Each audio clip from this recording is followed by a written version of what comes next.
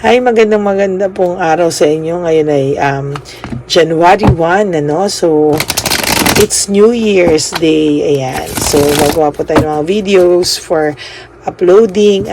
Medyo late na po ako nakauwi. Pero, ayan. Kanina po, tinignan natin kung ano yung nakastore sa inyo for 2024. Ngayon naman po, tingnan natin anong nakastore sa persons nyo for 2024 o ano ang kanilang karma o buhay nila na mangyayari for 2024. Okay?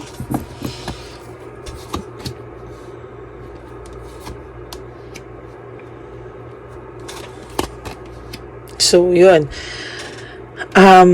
So for 2024 po, meron po silang resentment pa din, at desire to reconcile. So, wag po kayo magugulat kung for some of you, kung meron pong bigla na lang tatawag sa inyo, na bigla na lang po tatawag sa inyo or magko-contact sa iyo. For others naman po, baka your person is so ma-pride at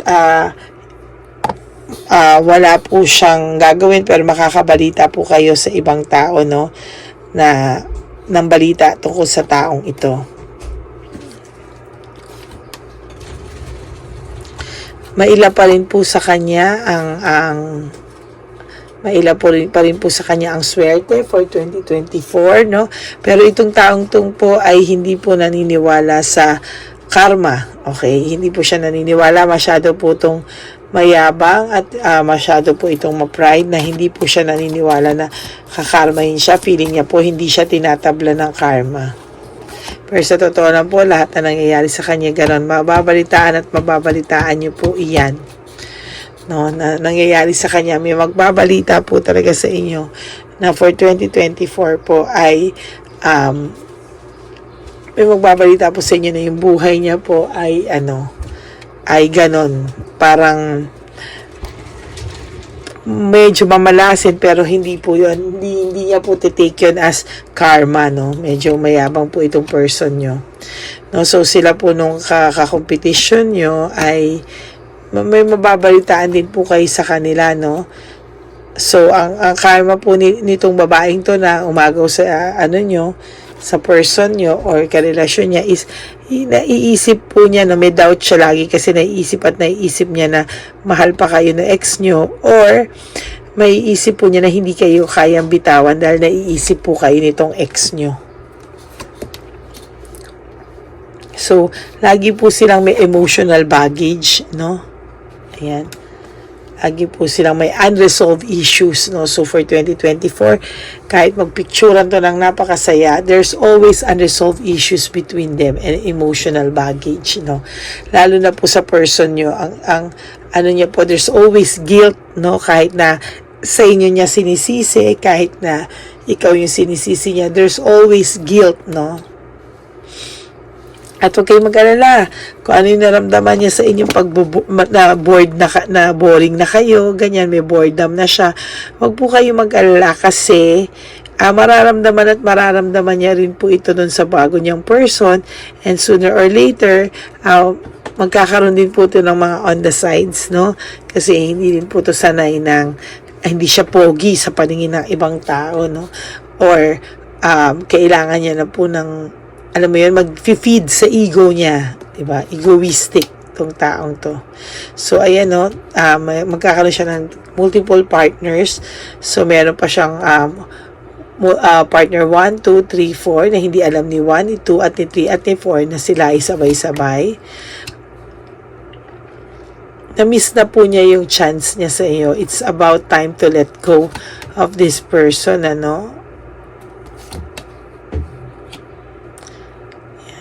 When you are ready, ang pinaka-karma po sa kanya is makita kang masaya. Ang karma niya ay makita kang masaya. Teka, susulat natin. Ang lakas ng energy nun, New Year pa naman. Happy New Year, everyone. Medyo masama ang aking pakiramdam New Year, pero ganun po talaga. Ang karma niya ay makita kang masaya.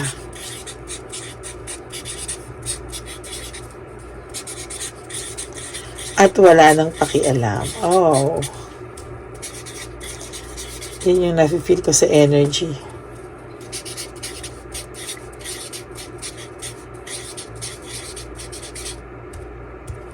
Yan.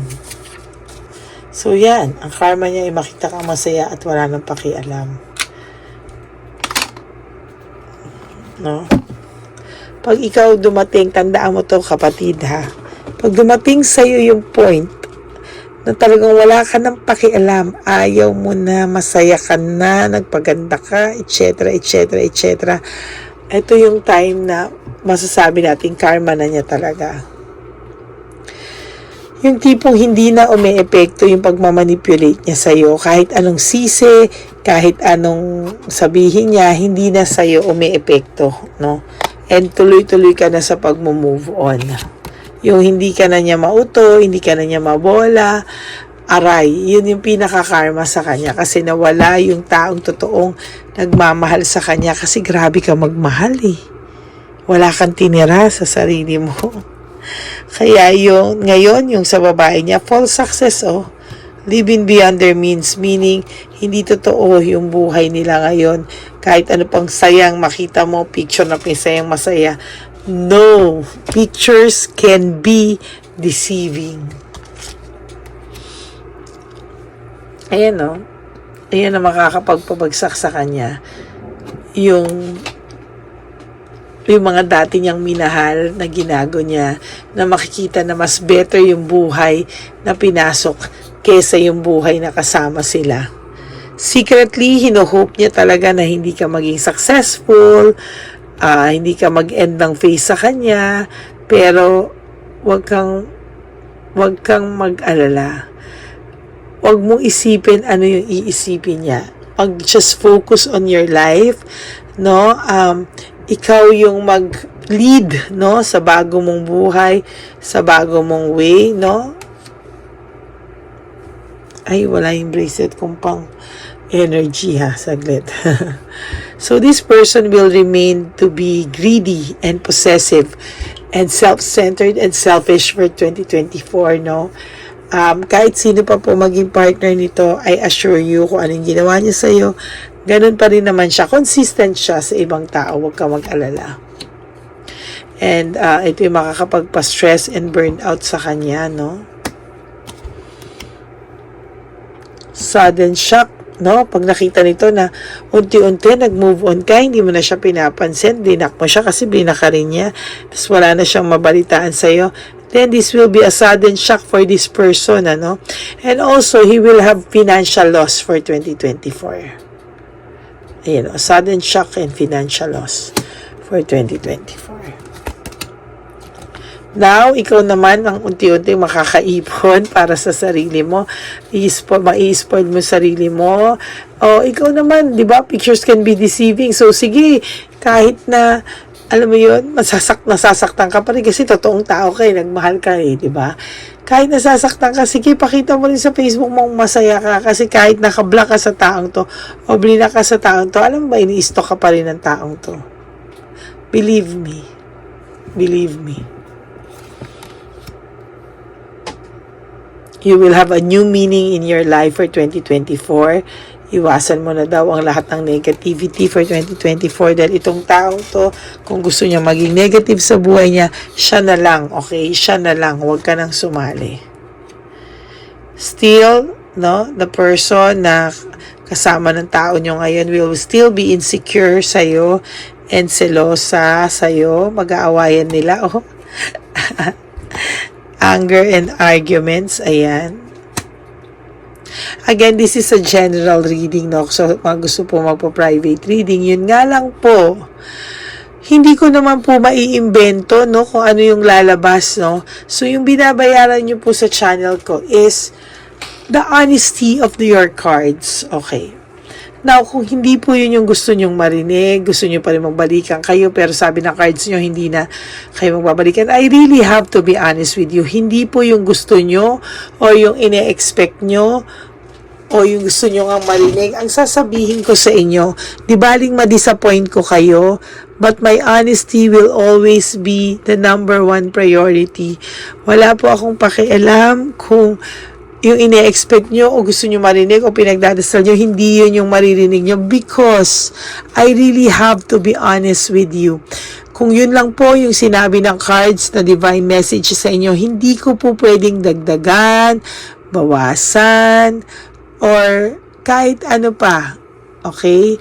So, kung magpapa-private reading po kayo sa akin at hindi kayo open kung ano yung makikita sa cards, at hindi po talaga pipilit nyo yung gusto nyo, hindi po, wala po mangyayari. Yun pa rin ang sasabihin ko kung ano po yung nakikita ng cards. Hindi ko dadagdagan, hindi ko babawasan, ganun at ganun pa rin po. Okay?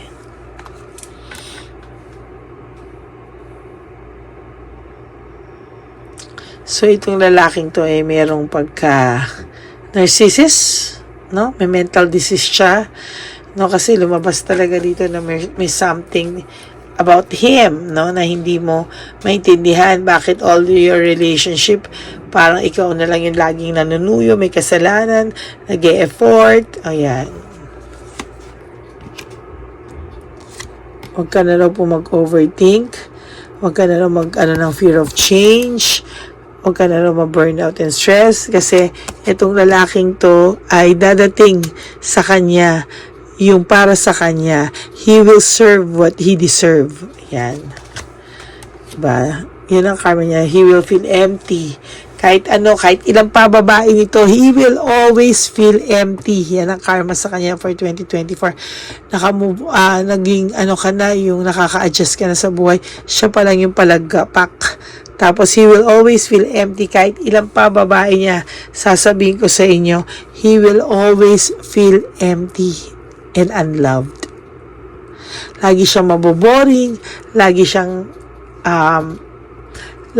magsasawa, tapos he will parang from one to another, ganyan siya. Lagi siyang manloloko ng tao, no?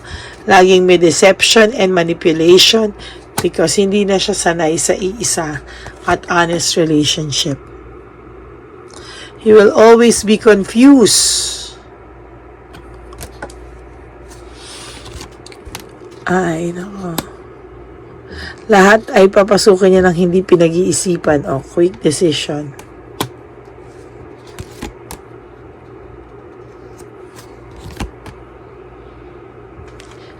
For 2024 still, no, his life will be unpredictable, no direction, no?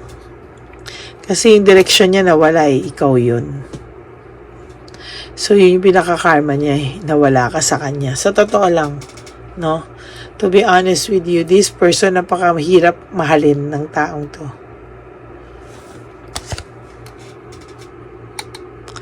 Lagi siyang manloloko ng tao. 2 beses na lumalabas yung deception and manipulation. Ngayon, meron namang deception, tactics, strategy.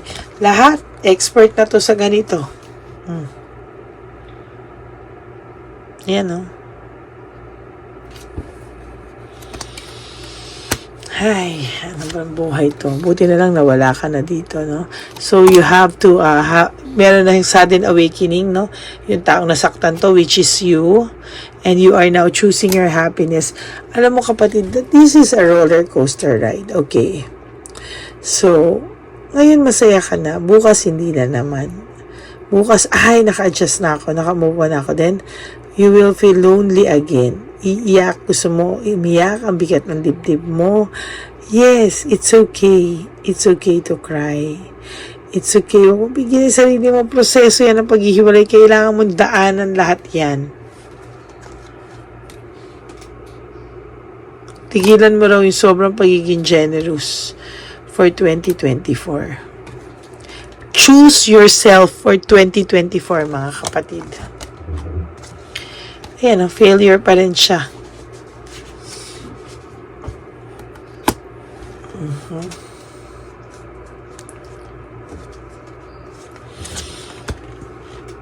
Selfish pa rin siya. for 2024. And you know, pag nakita niya na masaya ka na, he will always be jealous. Selfish ng tao to eh. Hope niya talaga na hindi ka makamove on. Ayan meron lagi siyang may fear and sadness. Hindi ito makaka-move on talaga totally sa buhay niya na magiging masaya. He will never, never, ever be happy with his life.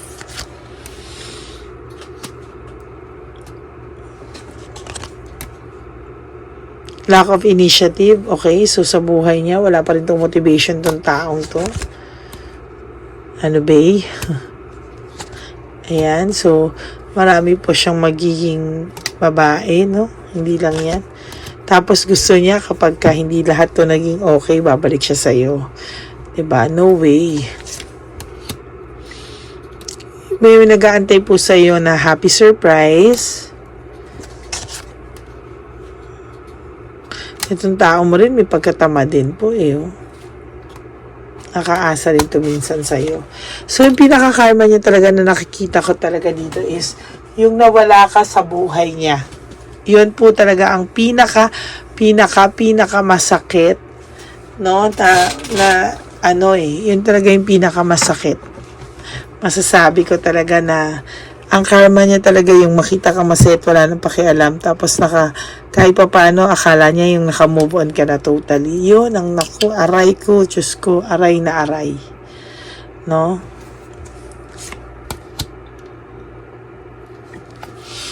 Lagi talaga matigas ang puso nitong taong to. Coldness. Alam niyo, marami po nagsasabi sa akin na marami ako natutulungan, marami ako na-inspire sa'yo. Pero you know, everyone, you cannot please everybody, no? Marami rin po sa akin nakakapag, yung kahit na ano yung ibigay mo, they will never be happy. Kaya kayo, mga kapatid, always choose to be happy. Always choose yourself no matter what. Ikaw at ikaw pa rin yung pipili para sa sarili mo.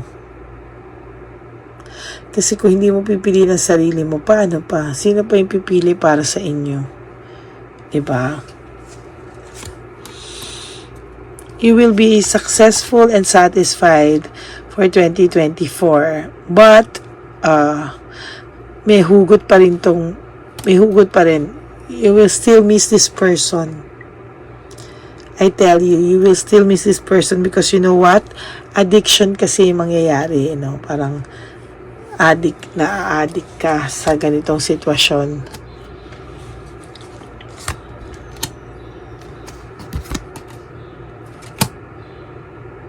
Lack of commitment. So, kahit anong gawin ng taong to, he will always be parang walang initiative sa relationship, lack of motivation, lack of commitment. So, kawawa lang naman ang magiging karelasyon nito. Kaya lang nga,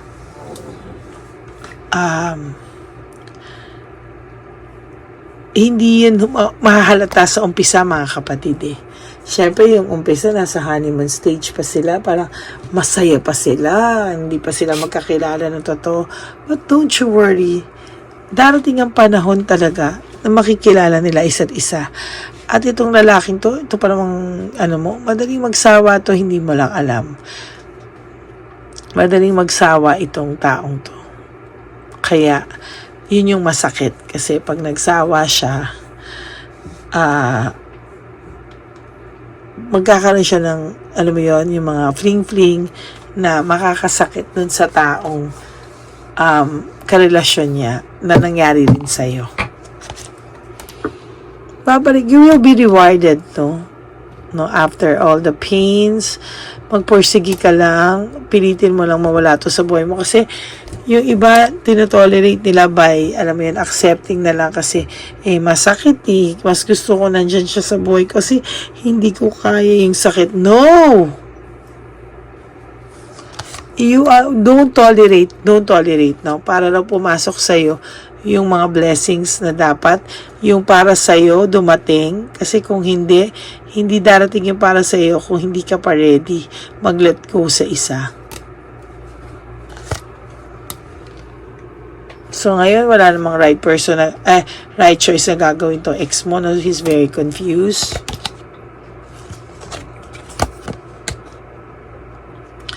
You have to change your cycle. Kung hindi siya mag-change ng cycle, bahala siya sa buhay niya. Basta ikaw, you have to change the cycle. There's hope for you. Ayan o. He wants to reach out, or he will reach out, or he really wants to reach out. Hindi niya na alam saan magsisimula. Pero makakabalita at makakabalita kayo. So for those inyo na mataas ang pride, pwedeng gumamit siya ng tao, no, para magpapansin. So yun ang nakikita ko, no. He's very immature pa din for 2024. Wala siyang purpose pa rin for 2024. And, ayan, panay break up and flings ang mangyayari sa kanya. And I hope na, ayan, magbibinata siya forever. Explore. Hanap. Yan. So, don't worry, no, kapag nag-decision ka talaga para sa'yo, you will, recover and will have forgiveness in your heart kahit hindi niya pahilingin, diba? Pero hindi ko sinabi pag nag-forgive ka, balikan mo, kapatid, ha? Naku, kukurutin talaga kita. That's it for ang karma niya for 2024, no? So ang karma niya ay makita kang happy at ayaw niya nun. Ayaw niya nun, sa totoo lang. So, again, this is a general reading. Hindi po lahat ay mag-resonate dito. But if nag-resonate sa inyo, please give me a like and please comment down below. And may you have a wonderful new year ahead of you. Again, happy New Year. Pasensya na po sa boses ko because I'm really not feeling well. At maaga pa rin ako bukas sa mga readings ko. Sa mga private reading, personal readings, pasensya na kayo kung medyo paus ako because anyway, lagi naman akong paus. But medyo iba yung boses ko lalo ngayon. Okay? So may God bless you all for 2024 and mahal ko po kayo lahat. Huwag niyo po kayong magsasawa manood sa akin at hindi rin po ako magsasawang magbigay ng free reading sa inyo everyday. Except lang po when I'm really not feeling well because yung energy ko po, hindi ko po yun mailalabas ng buo para sa inyo. And I don't want to give messages na half-baked po. Okay? Kung meron po akong sakit, I'll be honest with all of you. Kung hindi ko po talaga kaya, magpaparisked po ako sa mga clients ko, no? But I make sure na I will give you I will give you enough time and date, no? At bibigyan kayo ng priority. Bibigyan ko po agad kayo ng date kung kailan. Kasi ako nakakaramdam naman ako ng pagbabadya, no? So, kung napapansin niyo sa boses ko, talagang medyo paiba na talaga. But, Merry Christmas everyone and alam niyo naman po yan, mahal na mahal ko po kayo lahat. Thank you very much and to my Lady Elena's family, salamat po. And please, no skipping of ads, please for me and sa mga taong tinutulungan po natin sa channel natin. Thank you very much po and may God bless you. I love you all. Happy New Year.